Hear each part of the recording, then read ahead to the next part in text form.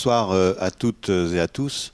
Donc, je suis très heureux de votre présence ce soir pour cette réunion de concertation et de vous y accueillir au nom de l'ensemble des gestionnaires de réseau, c'est-à-dire RTE pour le transport, mais également les gestionnaires de réseau de distribution, Enedis ou encore SRD et Géredis pour les départements de la Vienne et des Deux-Sèvres, dont je salue les représentants dans la salle.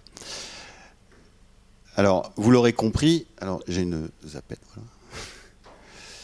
voilà. Vous avez en face de vous des transporteurs et distributeurs d'électricité, mais pas des producteurs d'énergie renouvelable, qui néanmoins sont eux aussi présents dans cette salle, et je les salue également. Et donc, pour préciser de quel point de vue nous parlons, transport et distribution, ce sont donc nos missions qui sont des missions de service public que nous exerçons en situation de monopole et donc qui sont régulées par une commission de régulation de l'énergie. Pardon. Une commission de régulation de l'énergie qui en particulier fixe nos tarifs et valide nos investissements. Et s'assure que nous exerçons cette mission pour le compte de l'ensemble de nos clients de manière neutre et non discriminatoire, l'ensemble de nos clients qui sont d'une part les producteurs raccordés à notre réseau en amont, tout producteur, que ce soit renouvelable ou non, et en aval, l'ensemble des clients, depuis les sites industriels raccordés au réseau de transport jusqu'aux clients particuliers raccordés au réseau de distribution. C'est donc de réseau que nous allons parler ce soir, mais d'un réseau qui doit s'adapter au développement des énergies renouvelables. Énergies renouvelables dont l'essor répond à une dynamique qui est portée par le gouvernement au travers de la programmation pluriannuelle de l'énergie. Ça a été rappelé, la France s'est fixée comme objectif d'avoir 40% d'ENR dans sa production d'électricité d'ici 2030, et également par les régions, en particulier donc pour ce qui nous concerne la Nouvelle-Aquitaine, qui, au travers de son schéma régional, s'est fixé comme objectif de multiplier par environ 4 le parc de production d'énergie renouvelable, qui sont essentiellement solaires et éoliennes, pour ce qui concerne la région. Donc ces ambitions sont des données entrantes pour notre réflexion sur l'adaptation nécessaire des réseaux. Pour en dire un petit peu plus sur l'état actuel de ce développement, la transition énergétique en Nouvelle-Aquitaine, aujourd'hui, il y a 5 gigawatts de production d'électricité renouvelable qui sont déjà raccordés au réseau. Dans ces 5 gigawatts, il y a une part d'hydraulique historique, et puis le solaire et l'éolien qui se sont développés depuis une dizaine d'années. Et avec ce parc de production, la Nouvelle-Aquitaine produit de l'électricité d'origine renouvelable à hauteur d'environ 22,5% de sa consommation. Il y a encore 2 gigawatts supplémentaires en cours de raccordement. Et la transcription des ambitions de la région que je mentionnais tout à l'heure conduit à devoir envisager pour l'horizon 2030 13,6 gigawatts supplémentaires de capacité d'accueil pour ces énergies renouvelables. Ce chiffre est un entrant majeur du schéma dont nous allons parler ce soir, puisque c'est la capacité qui a été validée par Madame la préfète de région comme étant la capacité d'accueil que les réseaux devraient se mettre en disposition pour les avoir sur la décennie qui arrive.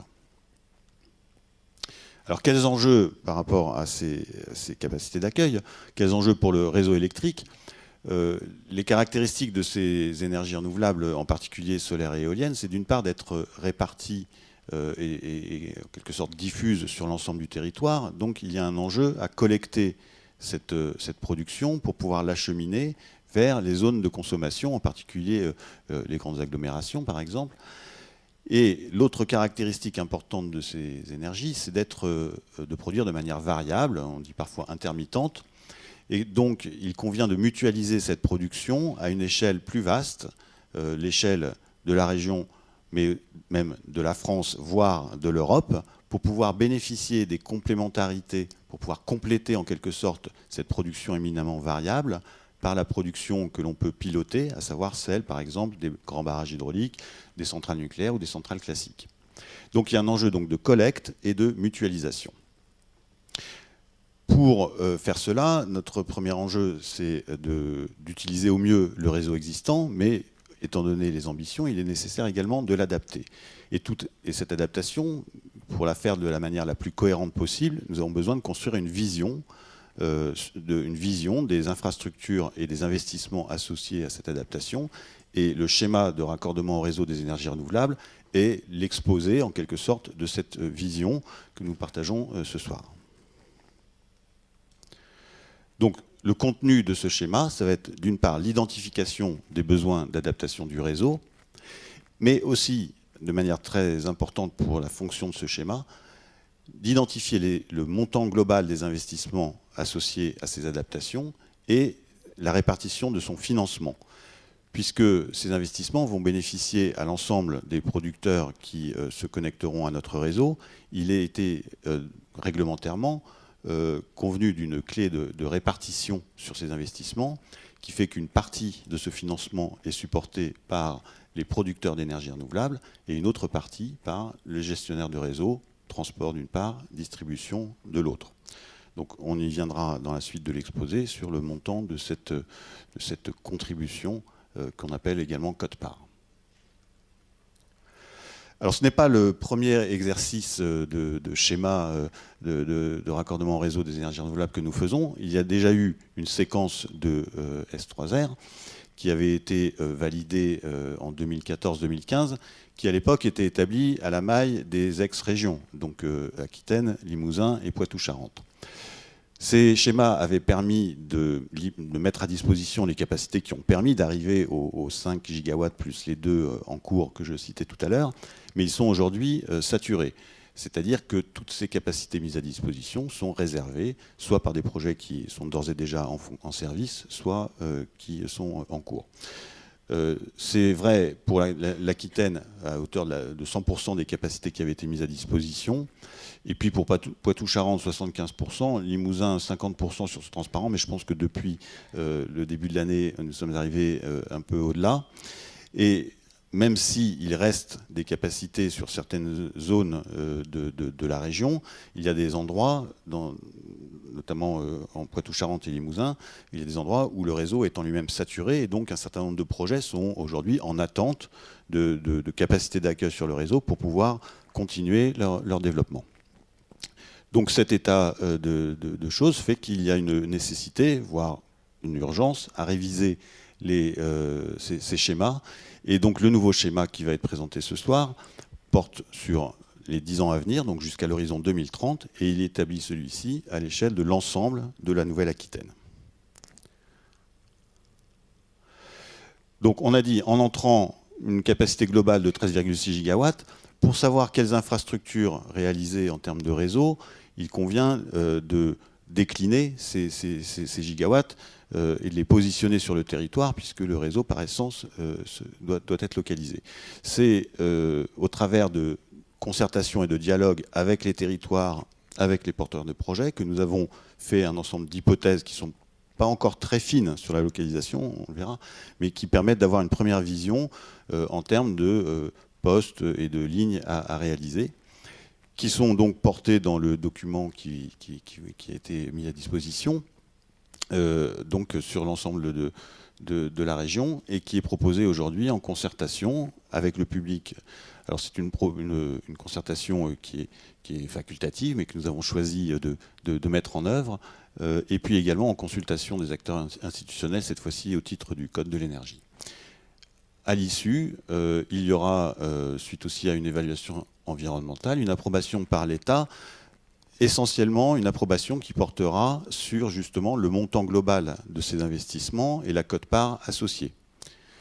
Donc, le message final de cette introduction, c'est bien de dire que nous sommes ici dans une phase amont qui présente une vision globale sur la Nouvelle-Aquitaine, d'un ensemble d'infrastructures et d'un montant d'investissement global, mais qui, à ce stade, ne préjuge absolument pas de la décision et de la réalisation de chacun des projets, que ce soit des projets production énergie renouvelable en eux-mêmes ou des projets réseau. Chacun de ces projets devra suivre son processus propre de concertation, d'autorisation, et le schéma en lui-même sera mis en œuvre suite à ces décisions, et il sera en grande partie adaptable justement au vu de ce qui sera in fine retenus, concrétisés en termes de projets à venir sur les 10 ans qui viennent. Voilà. Donc voilà pour cette première introduction, et je vais passer la parole à Olivier Pozet qui va nous en dire un petit peu plus sur le contenu justement de ce nouveau schéma S3R jusqu'en 2030. Olivier. Merci Eric, bonsoir à tous.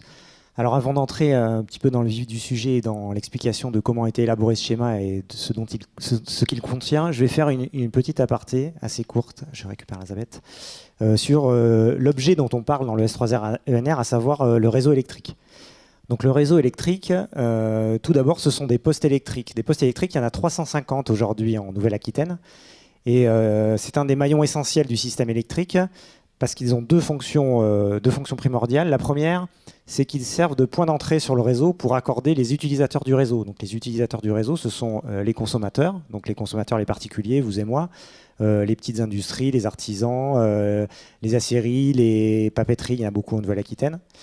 Ils servent aussi à raccorder les producteurs, tous les producteurs sur le réseau, donc quelle que soit la puissance de ces productions, donc les panneaux photovoltaïques que vous pouvez avoir sur les toits des maisons de votre voisin, les petites fermes photovoltaïques, les champs d'éoliennes, les barrages hydroélectriques, les centrales nucléaires.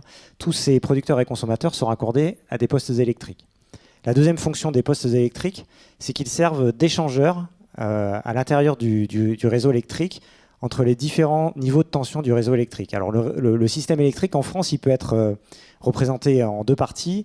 Une partie qui est le réseau de transport d'électricité qui est géré par RTE et qui va intégrer les ouvrages dont la tension est comprise entre 63 000 volts et 400 000 volts. 400 000 volts, pour faire une analogie au réseau routier, ce sont les autoroutes. Donc le réseau 400 000 volts, il va relier les pays entre eux au niveau de l'Europe interconnectée, il va relier les grandes régions entre elles. Au-dessous, vous avez le réseau 225 000 volts qu'on peut comparer aux routes nationales de l'électricité qui vont relier les départements entre eux, les grandes métropoles. Et puis au-dessous, vous avez le réseau 63 000 ou 90 000 volts qui va relier les départements, à l'intérieur des départements, les villes, les villages. Sur la photo de droite sur l'écran, vous avez une illustration de ce qu'est un poste du réseau de transport d'électricité. Donc là, vous avez l'illustration d'un poste 400 000 volts, 90 000 volts. Donc 400 000 volts, c'est plutôt sur la droite de l'écran de la photo et 90 000 volts plutôt sur la gauche de la photo. Et entre ces niveaux de tension, il y a ce qu'on appelle des transformateurs, qui sont les véritables échangeurs du réseau électrique, qui permettent de faire circuler l'électricité entre ces différents niveaux de tension, et donc la répartir entre ces différents niveaux de tension. Deuxième composant du système électrique en France, vous avez le réseau de distribution d'électricité, qui lui va intégrer les ouvrages entre 230 volts, la prise électrique chez vous, jusqu'à 20 000 volts, voire 30 000 volts dans certaines régions. Et l'interface entre le réseau de transport d'électricité et le réseau de distribution d'électricité se fait au travers des postes sources de distribution, dont vous avez une représentation à gauche sur l'écran.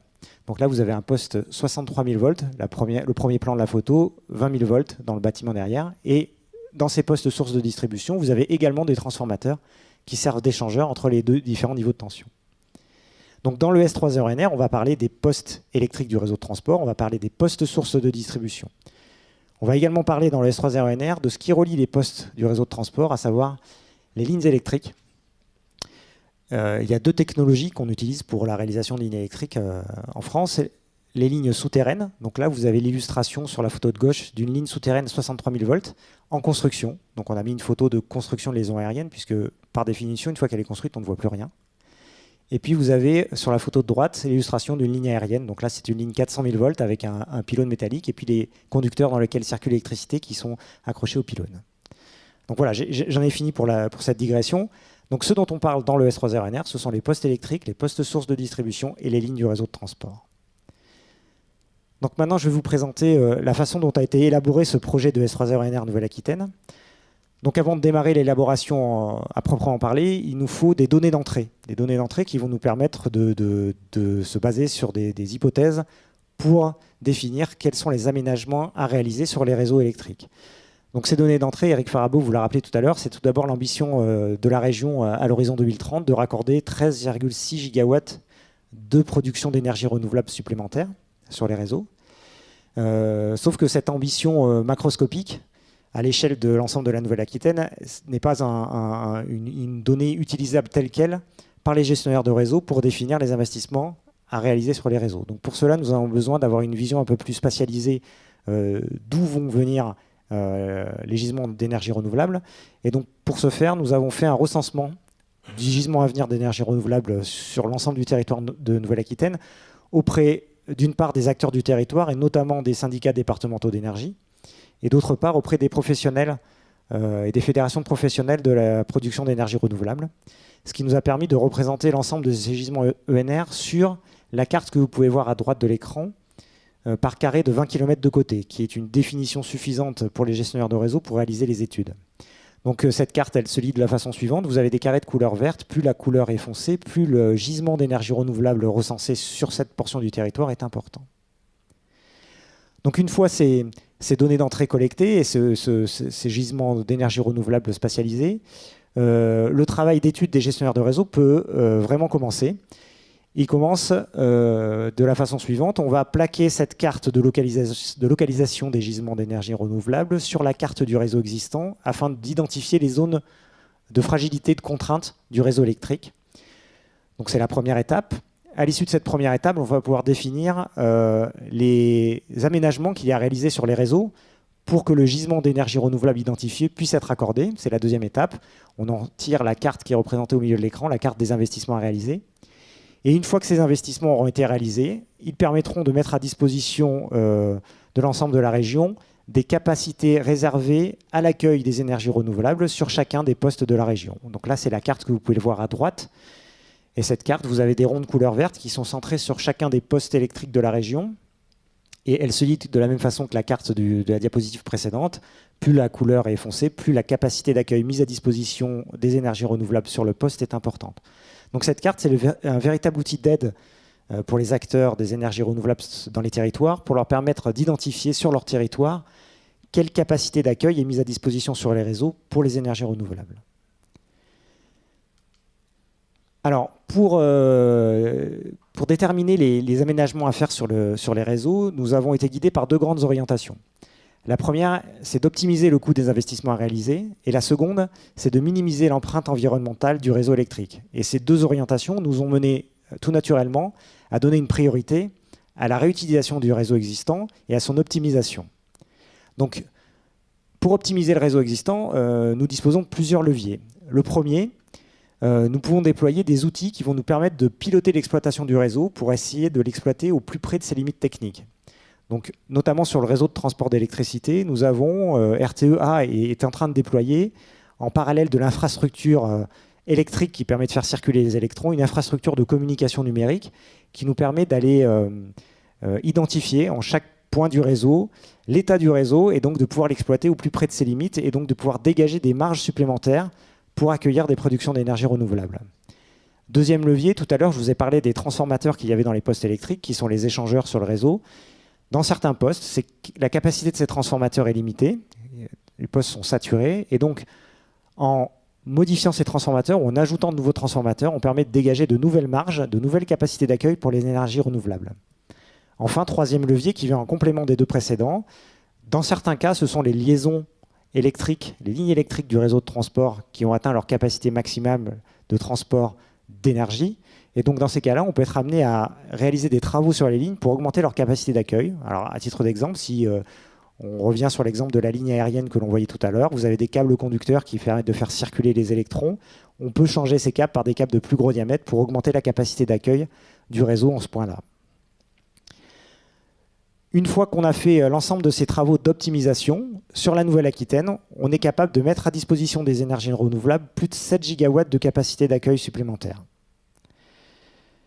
Si on veut aller au-delà, dans certains cas, on est obligé d'aller au-delà de l'optimisation du réseau existant et d'aller développer de nouveaux ouvrages. Alors, on est dans ce cas-là, si le gisement que l'on a identifié est supérieur à la capacité dégagée par l'optimisation du réseau dans certains points, et on est surtout dans ce cas-là si le gisement qu'on a identifié est trop éloigné du réseau existant pour aller le raccorder dans des conditions technico-économiques raisonnables. Donc, le développement de nouveaux ouvrages dans le projet de S3R ENR Nouvelle-Aquitaine nous conduit à proposer la création de 27 nouveaux postes électriques qui viennent s'ajouter aux 350 postes électriques existants. Le projet comprend aussi la création de 65 km de liaisons aériennes qui vont venir s'ajouter aux près de 13 000 km existantes en Nouvelle-Aquitaine. Alors, notamment ces 65 km qui concernent des projets qui sont situés dans le département du Lot-et-Garonne. On pourra y revenir après si vous voulez. Le projet de S3R il prévoit aussi de développer 480 km de nouvelles liaisons électriques souterraines qui viennent s'ajouter aux plus de 800 km de liaisons électriques souterraines existantes en Nouvelle-Aquitaine. Et l'ensemble de ces développements de nouveaux ouvrages permet de mettre à disposition des énergies renouvelables plus de 6 gigawatts de capacité d'accueil supplémentaire. Donc si on résume un peu ce que je viens de vous dire sur les 3 transparents précédents, d'un côté, on a essayé d'optimiser au maximum le réseau existant, ce qui nous permet de dégager plus de 7 gigawatts de capacité d'accueil. D'un autre côté, on va développer de nouveaux ouvrages qui vont nous permettre de mettre à disposition 6,5 gigawatts de nouvelles capacités d'accueil. Au final, on va atteindre l'ambition de la région de raccorder plus 13,6 gigawatts de production d'énergie renouvelable sur la région à l'horizon 2030. Donc là, je vous ai parlé de la partie conception technique du S3REnR. Ce qu'il faut savoir, c'est qu'en parallèle de cette conception technique, de ces études techniques, nous avons débuté dès le début de la phase de réalisation du S3REnR, la phase d'évaluation environnementale, avec comme critère et comme guide la volonté de minimiser l'impact des ouvrages électriques sur l'environnement. Donc ça nous a conduit naturellement à optimiser le réseau avec un impact très faible, voire nul sur l'environnement. Quand nous devons développer de nouveaux ouvrages et notamment de nouvelles lignes électriques, et quand les conditions technico-économiques le permettent, on va recourir massivement à l'enfouissement de ces nouvelles liaisons afin de réduire l'impact paysager des nouveaux ouvrages que l'on va créer. Et dans chacun des cas, dans tous les cas où on a un investissement à réaliser sur le réseau, on va s'attacher à éviter d'avoir un impact, à tout le moins de réduire cet impact, voire de le compenser. Alors, dernier point sur cette présentation du contenu du schéma. Eric Farabaud vous l'a dit tout à l'heure, le S3REnR est aussi un outil qui donne une indication économique sur les conditions de raccordement dans les 10 prochaines années aux porteurs de projets en Nouvelle-Aquitaine. Et le S3REnR permet notamment 2 choses. La première chose, c'est qu'il permet de partager les coûts d'aménagement du réseau entre, d'une part, les gestionnaires de réseaux électriques, à hauteur de 274 millions d'euros dans ce projet de schéma pour la Nouvelle-Aquitaine, et d'autre part, les producteurs d'énergie renouvelable à hauteur de 1078 millions d'euros dans ce projet de schéma. Il permet une seconde chose, c'est qu'il permet de mutualiser entre l'ensemble des producteurs d'énergie renouvelable à l'échelle de la région les coûts qu'ils doivent supporter. Donc cette mutualisation se traduit par le calcul d'une quote-part qui est calculée, qui est en fait le quotient entre d'une part les coûts supportés par les producteurs d'énergie renouvelable, les coûts d'aménagement de réseau, donc les 1078 millions d'euros, et au dénominateur, on trouve la capacité d'accueil globale qui est permise par ce schéma, donc les 13,6 gigawatts à raccorder à l'horizon 2030. Ce qui donne pour ce projet de schéma pour la région Nouvelle-Aquitaine une quote-part régionale de 79 400 euros par mégawatt raccordé. Donc cette quote-part, elle est redevable par tout producteur d'énergie renouvelable qui viendra se raccorder en Nouvelle-Aquitaine, quel que soit l'endroit de la région où il se raccorde, qu'il ait ou non des aménagements de réseau à réaliser dans le cadre du S3REnR. Et cette quote-part, elle est proportionnelle à la puissance du projet à raccorder. Voilà, moi j'ai terminé pour la partie réalisation du schéma. Je vais passer la parole à Thibault Labalette qui va vous expliquer la partie concertation. Merci, bonsoir à tous. Donc pour terminer cette introduction, là, quelques mots sur la concertation qui nous réunit ce soir. Comme l'a dit Eric Farabaud, cette concertation elle était facultative, donc c'est vraiment une démarche à l'initiative des gestionnaires du réseau électrique que nous avons souhaité partager avec vous. Alors, nous avons 3 objectifs à travers la concertation que nous menons. Le premier, c'est de partager les enjeux qui sont liés à l'adaptation du réseau électrique pour accompagner la transition énergétique. Et vous l'avez vu, ces enjeux sont importants. Donc c'est l'occasion pour nous d'expliquer pourquoi est-ce qu'il faut adapter le réseau électrique pour accompagner le développement des énergies renouvelables.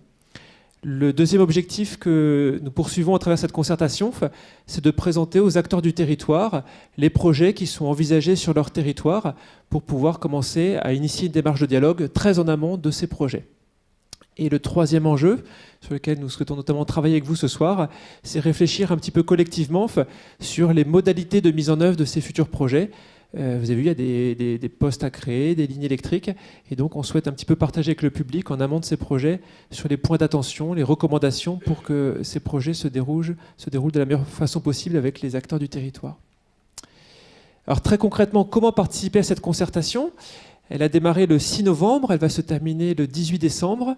Et c'est compliqué de faire une concertation à l'échelle d'une grande région comme la Nouvelle-Aquitaine.